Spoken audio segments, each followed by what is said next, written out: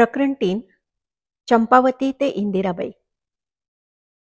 इंदिराबाईंचा जन्म रत्नागिरी तालुक्यातल्या केळे मजगावचा. 25 ऑगस्ट 1914 हा त्यांचा जन्मदिवस. इंदिराबाईंचं माहेरचं नाव चंपावती होतं. गोपाळ वासुदेव खेर यांची ही कन्या. गोपाळराव म्हणजे केळेगावचं त्या काळातलं एक बडप्रस्थ होतं. वतनदार कुलकर्णी म्हणून ते परिचित होते. गोपाळरावांना नारायण आणि गोविंद असे 2 भाऊ आणि 2 बहिणी होत्या. त्या काळात एकत्र कुटुंब पद्धती होती. त्यामुळे भाऊ, त्यांचं कुटुंब, मुलं, नातवंड असा साधारण 25-30 माणसांचा राबता घरात असायचाच. खरं तर खेर कुटुंब हे मूळचं नेवरे गावचं. ब्रिटिशांनी महसूल वसुलीसाठी नेवरेच्या खेर कुटुंबाची कुलकर्णीपदी नियुक्ती केली होती. तेव्हा ह्याच कामासाठी गोपाळरावांचे पूर्वज केळे मजगावात आले होते. कारण ह्या परिसरातील 8-10 गावांची शेतसारा वसुली या कुटुंबाकडे होती. खेर कुटुंबाबरोबरच पटवर्धन आणि सहस्त्रबुद्धे कुटुंबांकडेही कुलकर्णीपद देण्यात आलं होतं. त्यातील शेतसारा दस्तऐवजाच्या लिखाणाची आणि ते सांभाळण्याची जबाबदारी खेर कुटुंबाकडे होती. ही मोलाची आणि महत्वाची जबाबदारी सांभाळण्यासाठी ब्रिटिश काळात त्यांना मोठे अधिकार प्राप्त झाले होते. त्यामुळे ह्या परिसरातील 5-6 गावात प्रत्येक घर त्यांच्या जणू टाचेखालीच. ब्रिटिशांनी शेतसारा वसुलीसोबत अनिर्बंध अधिकारही अशा वतनदारांना दिले असल्यानं साऱ्या परिसरात एक राजेशाही थाट त्यांचा असायचा. खेड्यातला प्रत्येक माणूस त्यांना बिचकून आणि घाबरून असायचा. सत्तेचा मदमस्त अंमल या घरातून वावरत असायचा. खेर कुटुंबाला त्या काळात या गावात 60-70 एकर जमीन मिळालेली होती. त्यात त्यांचा भव्य असा चौसोपी वाडा होता. या वाड्याला अनेक खोल्या होत्या. त्यात सारं खेर कुटुंब राहत होतं. वाड्याच्या मध्यभागी मोठा चौक होता. या मोकळ्या चौकात पाण्याचा एक मोठा हौद होता. पावसाळ्यातील पाणी त्यात येत असे. वाड्या शेजारूनच पाटाचं पाणी येत होतं. शेजारच्या डोंगर कपारीतून हा निर्झर बारमाही वाहत राही. या पाटाच्या पाण्यावरच शेजारी नारळी पोफळीच्या बागा फुलल्या होत्या. सभोवताल म्हणजे आकाशाला भिडणाऱ्या सलग लांबच लांब पोफळीच्या रांगा आणि नारळाचा आवार. पाटाचं पाणी वळसे घेत या नारळी पोफळीच्या बनातून वेगाने दौडत राही. चंपावतीचं बालपण अशा बागेतून हुंदडतच आकार घेत होतं. खेरांचा हा चौसोपी वाडा सतत माणसांनी गजबजलेला असे. घरात सकाळी 7 वाजल्यापासून माणसांची ये-जा सुरू होई. मोठं खटलं आणि मोठी बागायती यामुळे घरात परसात काम करणाऱ्या, झाडलोट करणाऱ्या, बागेला पाणी घालणाऱ्या माणसांचा राबता सतत असायचा. नातेवाईकांचाही राबता मोठा होता. मात्र बाहेरची पडवी आणि माझघर हे जणू कार्यालयीन कामासाठीच गजबजलेलं असे. वतन असणाऱ्या 7-8 गावांचा शेतसारा वसुलीचं काम वाड्यातून चालत असल्याने इथे ब्रिटिश अधिकारी, शासकीय अधिकारी, सरकारी मोठमोठी माणसं आणि गावातील सामाजिक, राजकीय, शैक्षणिक क्षेत्रात काम करणाऱ्यांची उठबस कायम असे. वाड्याच्या बैठकीच्या खोलीत माणसांची मोठी वर्दळ असे. मात्र त्या काळाच्या प्रथेप्रमाणे घरातल्या बायका कधी बाहेर येत नसत. येणाऱ्या जाणाऱ्या माणसांसाठी चहापान, जेवणं अशा कामातच या महिला गुंतलेल्या असत. या वाड्यासमोरच दस्तऐवज आणि कागदपत्रांसाठी एक भव्य अशी इमारत होती. या इमारतीत दस्तऐवज आणि कागदपत्र सांभाळून ठेवलेली असत. कागदपत्र, शेतसारा वसुली आणि न्यायनिवाडा ह्यात या 3ही कुटुंबांची जबाबदारी फार मोठी असे. त्यामुळे परिसरातील सारी राजवट आणि सत्ता या कुटुंबांच्या हाती एकवटलेली होती. जरी ग्रामीण भागात अत्यंत भीषण दारिद्र्य अशी अवस्था होती, तरी अशा वतनदार आणि खोतांच्या घरातून मात्र सत्तेची संपन्नता आणि सधनता होती. अर्थातच ही ब्रिटिशांच्या सत्तेच्या अखेरच्या काळाची सुरुवात होती.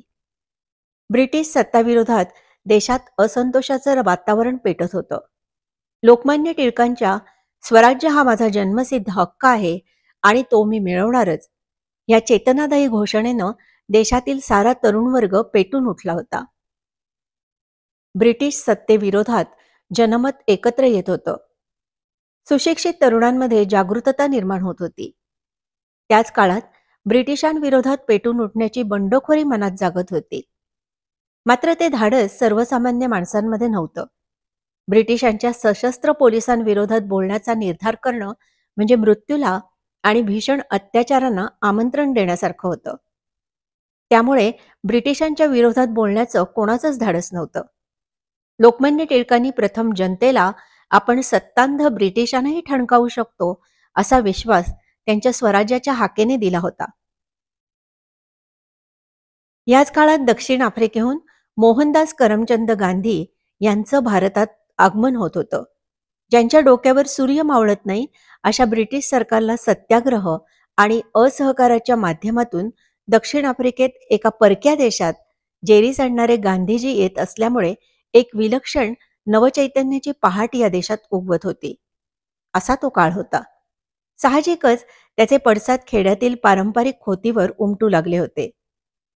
चंपावतीचे वडील गोपाळ यांचा व्यवसाय भिक्षुकीचा होता. परिसरातील 5-6 गावांमध्ये ते अत्यंत प्रसिद्ध भटजी होते.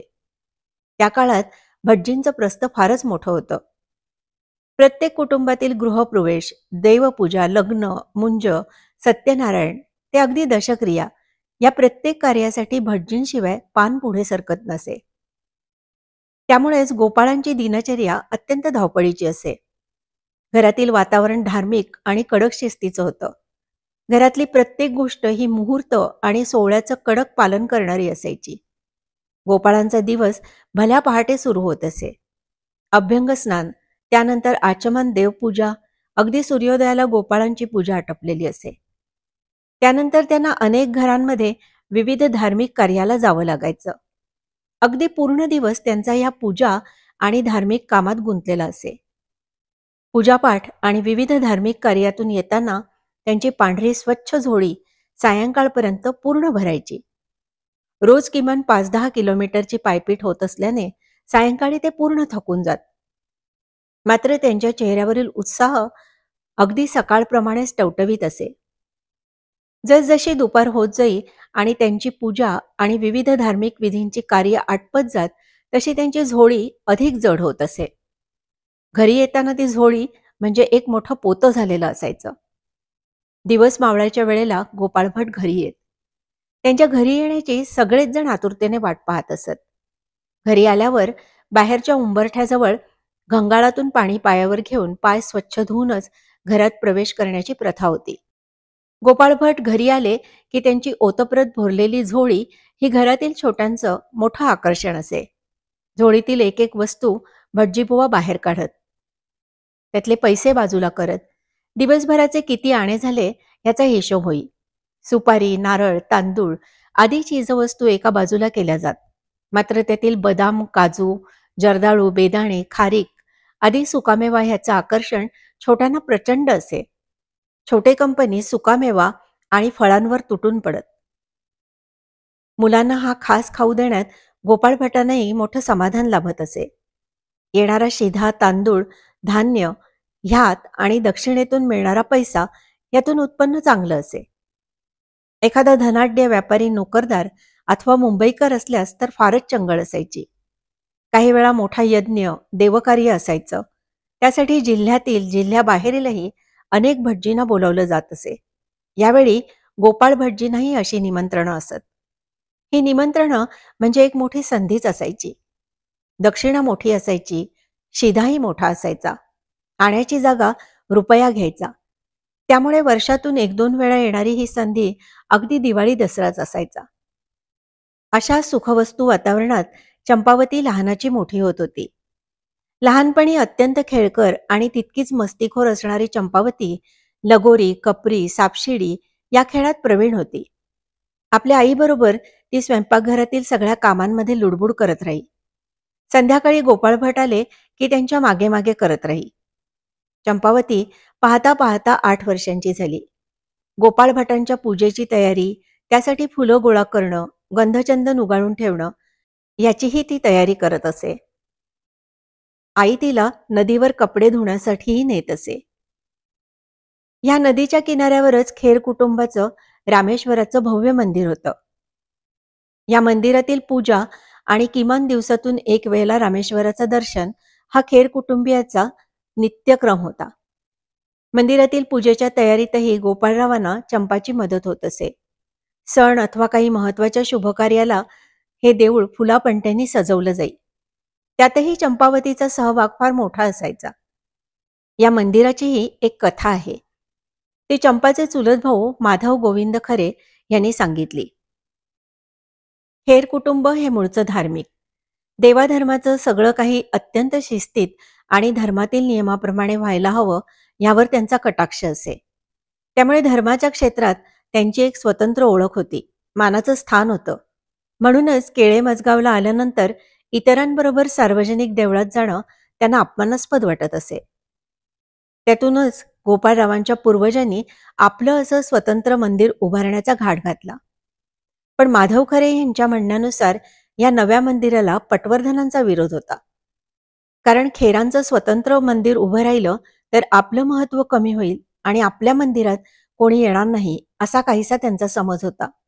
त्यातूनच चौथऱ्याच्या वर खेरांनी मंदिराच्या भिंती बांधल्या की पटवर्धनांची माणसं त्या रात्रीच पाडून टाकायची. असं अनेक वेळा झालं. अखेर खेरांनी पोलिसांकडे तक्रार नोंदवली आणि रामजी लाखण ह्या विश्वासू माणसाला संरक्षणासाठी नेमलं. धार्मिक वृत्तीचा रामजी आडदांड पिळदार शरीराचा लढवय्या होता. वाघाची शिकार तो एकटा करत असे. त्याने ही जबाबदारी घेतली आणि तुम्ही देवळाचं बांधकाम सुरू करा, कोण कसं पाडायला येते ते मी बघतो, असं खेरांना सांगत त्याने पटवर्धनांनाही चांगला दम भरला म्हणे. त्यानंतर देवळाचं बांधकाम वेगाने पूर्ण झालं. रामजीमुळे आपलं मंदिर उभं राहू शकलं या भावनेतून खेरांनी शंकराच्या या मंदिराला रामेश्वर असं नाव दिलं. अशा या रामेश्वराच्या मंदिराभोवती बागडत चंपा हळूहळू मोठी होत होती. एकदा ती आईबरोबर मंदिरात आली असताना केळकर मास्तरांशी तिची भेट झाली. ते रामेश्वराच्या दर्शनाला मंदिरात आले होते. उंचीने ठेंगणी ठुसकी, चटपटीत, आईला मदत करणारी, चुरूचुरू बोलणारी, देवाची प्रार्थना मुखोद्गत असणारी. केळकर मास्तरांचं या मुलीकडे लक्ष न जातं तरच नवल. त्यांनी न राहून तिला विचारलं, गोपाळ भटाची ना गो तू? हो, मी त्यांचीच मुलगी, माझं नाव चंपावती. चंपावती इतक्या झटकन बोलली की तिच्या आईने तिला मागे ओढलं आणि म्हणाली, चंपे, असं मोठ्यांसमोर तोंड वर करून बोलायचं नसतं. चल बाजूला हो पाहू. तिच्या चाणाक्ष निर्भीड उत्तरानं केळकर मास्तर मात्र प्रभावित झाले. गालातल्या गालात हसत निघून गेले. दिवस मावळाच्या वेळेला केळकर मास्तर खेरांच्या घरी आले. दिवसभराची सारी कामं आटपून गोपाळ भट माझघरातील झोपाळ्यावर बसलेले होते. केळकर मास्तरांना पाहताच त्यांनी त्यांना साद घातली. या या केळकर मास्तर, आज कशी काय आमच्या घरी पायधूळ झाडलीत? बसा. त्यांनी चंपेला हाक मारत गुळपाणी आणायला सांगितलं. चंपा झटक्यात गुळपाणी घेऊन आली. तिने नमस्कार गुरुजी असं म्हटलं आणि केळकर मास्तर तिच्याकडे पाहतच राहिले. चंपेच्या या प्रतिसादाचं गोपाळ भटांनाही आश्चर्य वाटलं.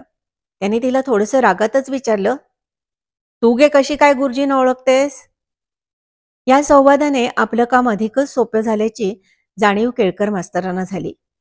मिश्किल हसत ते म्हणाले, गोपाळराव, तुमच्या घरात अनमोल रत्न जन्मलंय. चंपा फार गुणी मुलगी आहे, हुशार आहे, तल्लक बुद्धिमत्तेची आहे. तिला शाळेत पाठवा. केळकर मास्तरांच्या या आकस्मिक प्रस्तावानं गोपाळ भट फार गोंधळून गेले. छे हो, ती लहान आहे आणि काय करायचंय शिकून? तसंही तिला संस्कृत श्लोक आणि ऋचा मी शिकवणारच आहे. मी रोज जे श्लोक म्हणतो ते अगदी तिचे तोंडपाठ आहेत.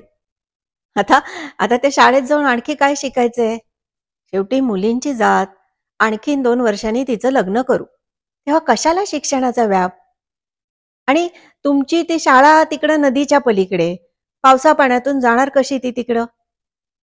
इकडे आमच्या ह्यांना घोर लागून राहायचा. आधीच तिचं हुंदडणं आणि तिला शोधणं ह्यात आमच्या या पार थकून जातात. तर शाळा वगैरे काही नको. बाकी तुमची कशी चालली आहे शाळा ते सांगा. गोपाळ भट, तुम्ही विचारताय कशी चालली आहे शाळा?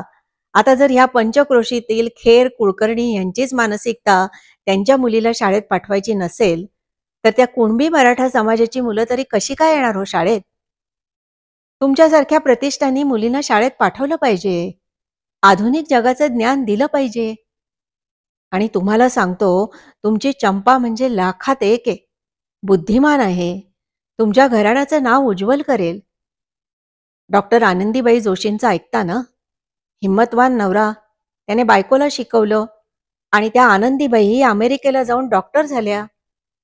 तुमची मुलगी खूप हुशार आहे. त्यात मी आहे ना. फार तर 2-3 इयत्ता शिकवा. अगदी तिचं लग्न ठरेपर्यंत. मग तर झालं. गोपाळ भटांनी आपल्या विरोधाचा सूर कायमच ठेवला. तेवढ्यात चंपा त्यांच्या मांडीवर अलगद येऊन बसली आणि मला शाळेत जायचंय, मी गुरुजींच्या शाळेत जाणार असं म्हणत हट्ट करायला लागली. दरवाजाच्या आड तोंडावर पदर घेऊन चंपाची आई उभी होती. गोपाळ भटांनी त्यांच्याकडे पाहिलं.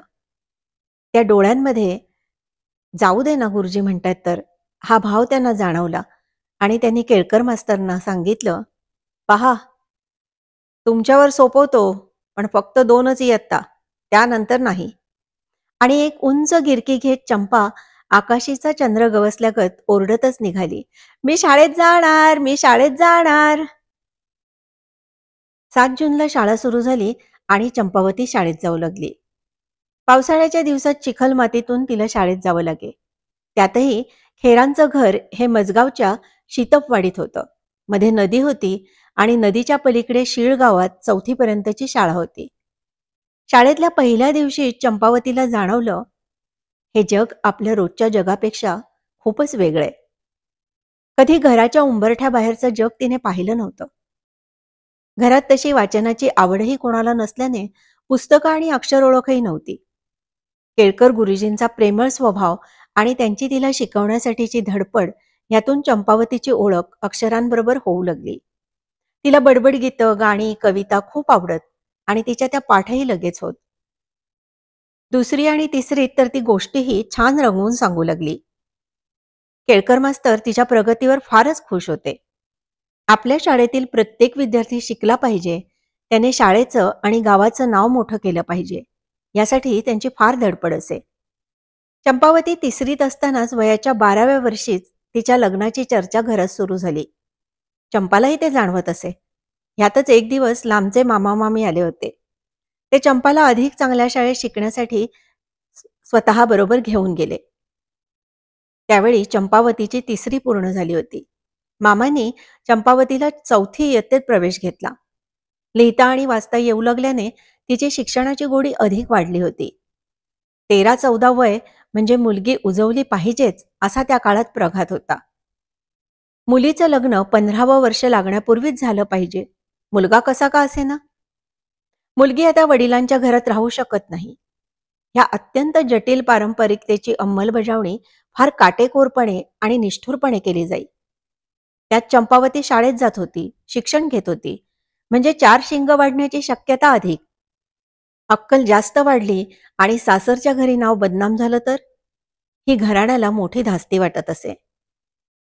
शिक्षणाची जबाबदारी तिच्या मामाकडे होती. मात्र त्याहीपेक्षा मोठी जबाबदारी होती वरसंशोधनाची. ते काम गोपाळ भटांच्या घरातून सुरू झालं होतं. काही ठिकाणी पत्रिका गेली होती. मात्र कुठे ग्रह जमत नव्हते तर कुठे राशी. पत्रिका तंतोतंत जुळलीच पाहिजे ही गोपाळ भटांची पहिली अट. त्यानंतर मुलाचा रोजगार, घराणं या इतर गोष्टी होत्या. 4थीचं शिक्षण सुरू असताना 6 महिने झाले तरी लग्न जुळत नाही, यामुळे घरातली अस्वस्थता वाढत होती. अशा अस्वस्थतेच्या काळातच मुंबईच्या रघुनाथ हळवे यांचं स्थळ सांगून आलं. ते मूळचे रत्नागिरी जिल्ह्यातल्या पाली खानूचे चित्पावन होते. आर्थिक परिस्थिती उत्तम होती. मुंबईत एका कंपनीत अधिकारी होते. पत्रिकाही अगदी छान जुळत होती. प्रश्न एकच होता, नवरा मुलगा विधूर होता. पहिल्या पत्नीचं नुकतंच निधन झालं होतं. दोघांच्या वयात 20 वर्षांचं अंतर होतं. गोपाळ भटांनी मुलगा पाहिला. त्यांना रुबाबदार व्यक्तिमत्वाचे रघुनाथराव पसंत पडले. चंपावतीच्या पसंतीचा प्रश्नच नव्हता. त्यामुळे 4थीची परीक्षा न देताच शाळा सुटली आणि चंपावती रघुनाथरावांची सौभाग्यवती बनून मुंबईच्या घरात गेली. रघुनाथरावांशी विवाह झाल्यानंतर चंपावती खेर इंदिराबाई हळवे म्हणून ओळखल्या जाऊ लागल्या. लग्नाच्या वेळी त्यांचं वय होतं 13 वर्षांचं आणि साल होतं 1928.